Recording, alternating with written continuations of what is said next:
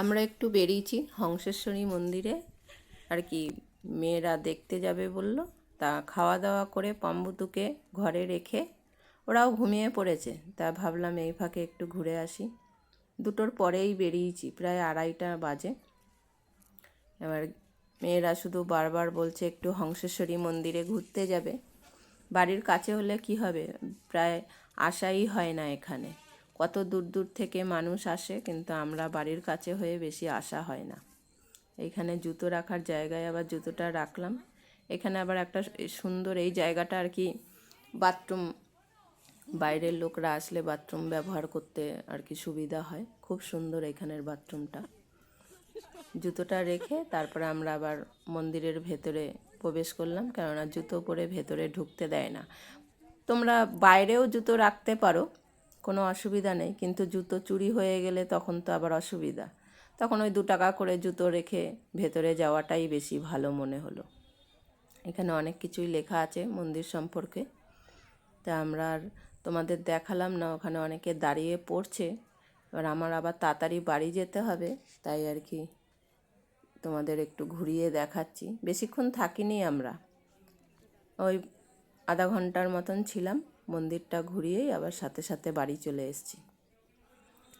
এই যে এই জায়গাটা হচ্ছে গিয়ে আগে অনেক পুরনো মন্দির, তো এখানে ছাগল বলি হতো, এখন বন্ধ হয়ে গেছে সব। হংসেশ্বরী মন্দিরে এখন আর বলি হয় না।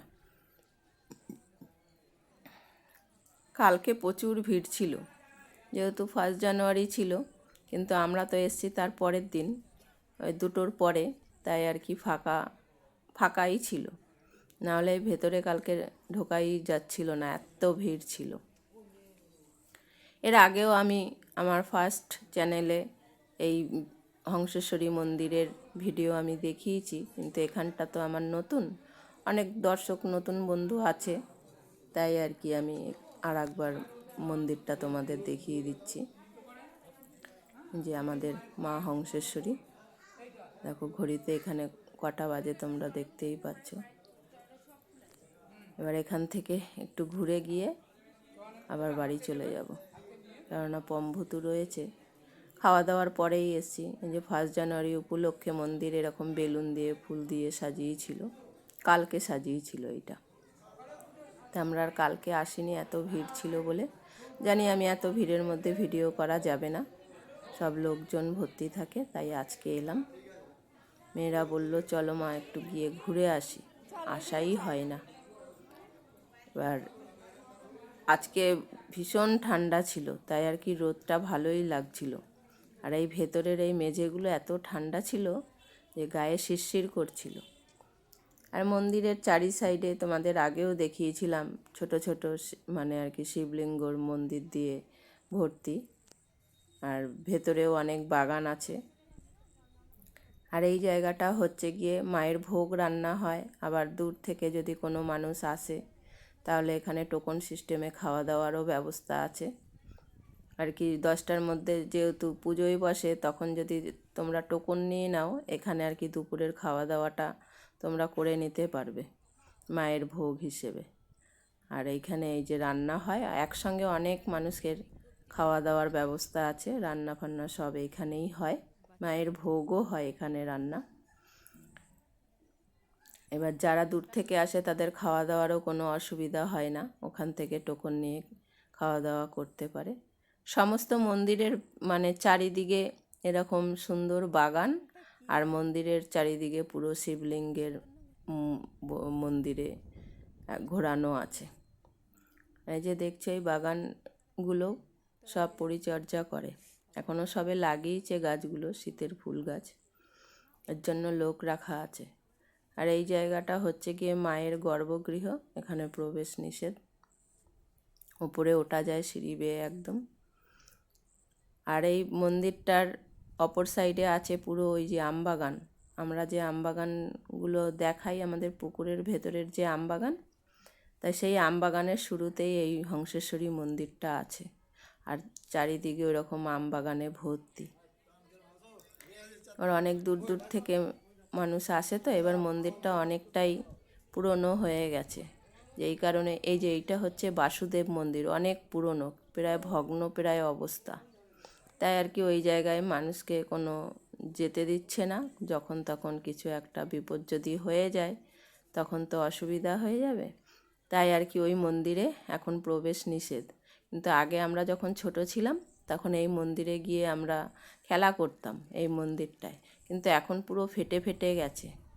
আর যেহেতু এইটা সংস্কার করছে না, এই কারণেই ওইটা অনেক পুরনো ঐতিহ্য। এবার যদি সংস্কার করে সেই রকম তো আর থাকবে না। আর ওই যে দেখছো ওই যে দূরের ওইটা ছিল আসল রাজবাড়ি। পরে আবার ওই রাজবাড়িটা তৈরি করা হয়েছে। এখন বেশি থাকে না মনে হয় লোকজন, যারা থাকে অন্য বাসিন্দারা থাকে। রাজবাড়ির ওই পুরনো স্মৃতিটা ওইটুখানিই আছে। পরে ওই বাড়িটা বানিয়েছিল, ওখানে থাকতো। যে ওরা একটু ঘুরে শীতে একদম জমে গেছে, এত ঠান্ডা, তাই এসে রোদে বসে পড়েছে। আমিও আবার গিয়ে বললাম, কিরে তোদের শীত করছে নাকি? বলছে হ্যাঁ, আমাদের পা দুটো ঠান্ডায় কনকন করছে। তাই একটু বসে আমরা আবার বেরিয়ে যাব বাড়ির দিকে, কারণ আমাদের মন্দির অনেক কি চেনা আর কি। আমাদের বাড়ির বলতে পারো তোমরা একদম বাড়ির কাছেই। আর বাড়ির কাছে বলেই আমাদের বেশি আসা হয় না। যারা দূরে থাকে বরঞ্চ তারা আমাদের চাইতে বেশি আসে, এইটা স্বাভাবিক। যাই হোক, তোমাদের যতটা সম্ভব পারলাম দেখিয়ে দিলাম। এখন আমরা বাড়ি ফিরব। আসবো তো? হ্যাঁ, পা মোছো সুন্দর করে। ওকে বারবার করে মোছানো শেখানো হচ্ছে। আর ভুতু দেখো কিভাবে মোছা শিখেছে, আর মুখটা বন্ধই হয় না। ও শিখতে পারছে না। হ্যাঁ, ও ভালো পারে না এটা। এই মুখ বন্ধ কর, মুখ বন্ধ করে পা মোছতে পারি। পারিস না তো? বলে এইটা পারি না তো কি হচ্ছে, তো আমি অনেক কিছু পারি। এখন যাওয়ার জন্য ব্যস্ত। আয় আয় আয় আয়, ভালো করে এবার তুই মোছ। হ্যাঁ, এই দেখ কেমন ভাবে মুছতে হয় পামের কাছ দিয়ে শেখ। তাতেই তাতেই তাতেই। আর এই যে আলু সিদ্ধ দিয়েছি আজকে, আলু সিদ্ধ করে মুড়ি মাখবো ঝালমুড়ি দিয়ে, ঝালমুড়ির মতো। ওকে তাড়িয়ে দিল। এই চুপ কর, দেখো জুতো ফুতো উল্টে দিয়েছে, উল্টে রেখেছে। তাড়িয়ে দিলি কেন তুই পমকে? এইখানে ছদ্দি পড়তে বসেছে। হ্যাঁ, চেঁচামেচি করিস না। এই খাটে উঠবো না আমরা এখন। আমরা এখন এখানে খাবার হবে। এই যে আমাদের কি কি, হ্যাঁ চুপ কর, মুখ বন্ধ কর, এত মারামারি করতে হবে না। পম চলে। ওর কথা বলেই যাচ্ছে। ও পালে পমকে কি করলো? তাড়িয়ে দিচ্ছে, দেখো ঘরে যেতে দেবে না ওকে। পম চলে আসো, চলে আসো, আসো আসো আসো, আমরা মুড়ি মাখবো। হ্যাঁ, ওকে ওকে ওকে নেবো না আমরা। পমকে বলছে তুই আসবি না ঘরে। দিদি আমি বলেছি না পড়তে বসেছে দিদি, ও ঘরে গিয়ে চেঁচামেচি করবি না।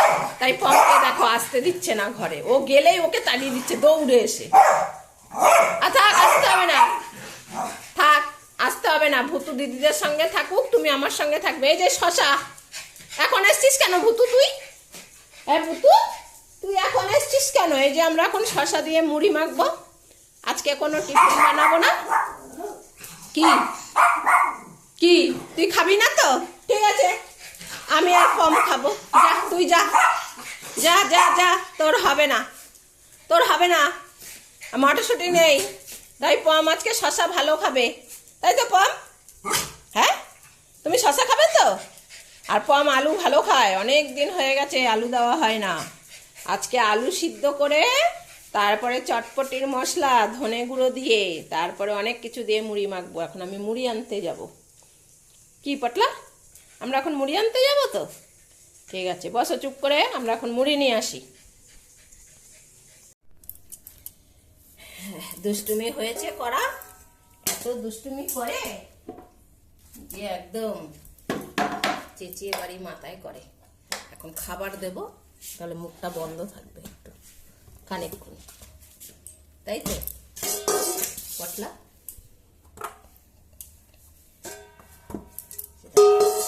বাটি দেখেছে এবার। আজকে মুড়ি মাখা করব। আজকে কোনো টিফিন বানাবো না, আজকে মুড়ি মাখা হবে। এই যে সব কিছু গুছিয়ে নিয়েছি, আমাদের জন্য মাখা করব যেই সব জিনিস দিয়ে, এই যে শসা, আলু, পেঁয়াজ, আর হচ্ছে গিয়ে এই যে লেবু আর ঝুড়ি ভাজা, আর নিয়েছি এই যে ধনে গুঁড়ো আর বিট নুন। এইটা দিয়ে আমাদের মুড়ি মাখবো সর্ষের তেল দিয়ে। কিন্তু পম্বুতোকে তো এগুলো দেবো না, তাই ওদের জন্য শুধু শসা দিয়ে আর হচ্ছে কি কটা আলু দিয়ে মেখে দেবো ওদের। বসেছে একদম ভদ্রলোকের মতো। কে খাবে? সব দেখবে টুকটুক করে কি দিচ্ছে। ওই যে এখনো আলু দিনি, আলু দেবো 4-5টা, বেশি দেবো না। আলু খেতে নেই, মোটা হয়ে যাচ্ছিস না। কে কে আসছে? দেখো দেখো, ওই বস, পম খেয়ে নেবে। পম ওই এগিয়ে এসছে, তুই উঠলেই ও খেয়ে নেবে। বস বস, হ্যাঁ বস। দেখেছিস কেমন রেডি হয়েছে? ও যাচ্ছে না, আর ও যা কানটা দেখো বেঁকিয়ে এক সাইডে রেখে দিয়েছে, এক সাইড করে আবার কানটা ঢুকিয়ে রেখে দিয়েছে। ওই দিকটাও শুনতে হবে, ওই যে আবার কানটা দিয়েছে ওইদিকে। আর ও উঠে দাঁড়ালেই ব্যাস পম রেডি হয়ে যায় মুখ দেওয়ার জন্য। আগে গিয়ে ভুতুর বাটিটার মধ্যে মুখ দেবে। বস থাক, তুই উঠলেই কিন্তু পম খেয়ে নেবে, বুঝলি ভুতু? একদম নড়াচড়া করিস না, তাহলে পটলা কিন্তু পুরো একদম বাটি সাফ করে দেবে, টেরও পাবি না।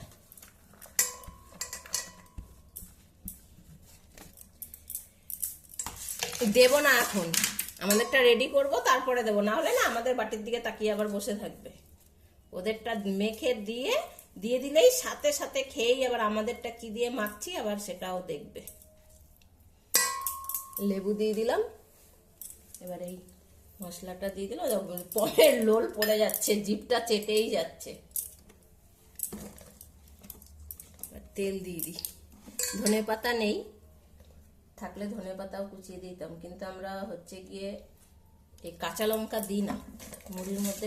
মুড়ি মাখা করলে আমরা কাঁচা লঙ্কা দিই না, ধনে গুঁড়োটার মধ্যে শুকনো লঙ্কা গুঁড়ো করা আছে, তাই লঙ্কা দিতে হয় না। ঝুড়ি ভাজা কিরকম গন্ধ শুকছে, ওই যে বিট নুন আর ধনে গুঁড়োর গন্ধ বেরিয়েছে না, বুটু নাড়ি দিয়ে শুকছে। ও আমাদের খাবারের গন্ধ শুকেই যাচ্ছে। এই দেখছে আবার ওর মুড়িতে আছে নাকি গন্ধ।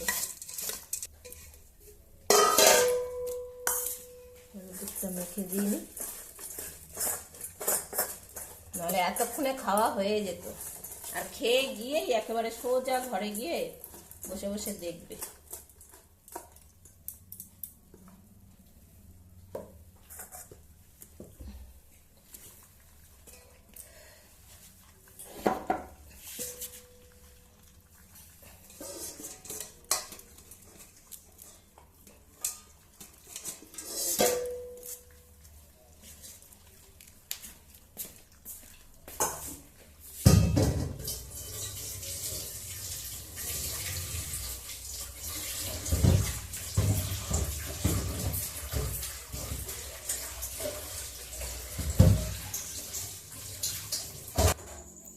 আজ তাহলে এই পর্যন্তই। ভিডিওটা ভালো লাগলে একটা লাইক করে দিও। যদি কোনো নতুন বন্ধুর ভিডিওটা দেখে ভালো লাগে তাহলে চ্যানেলটা সাবস্ক্রাইব করে দিও। ভালো থেকো, সুস্থ থেকো, সাবধানে থেকো। দেখা হবে খুব শিগগিরই আবারও একটা নতুন ব্লগে।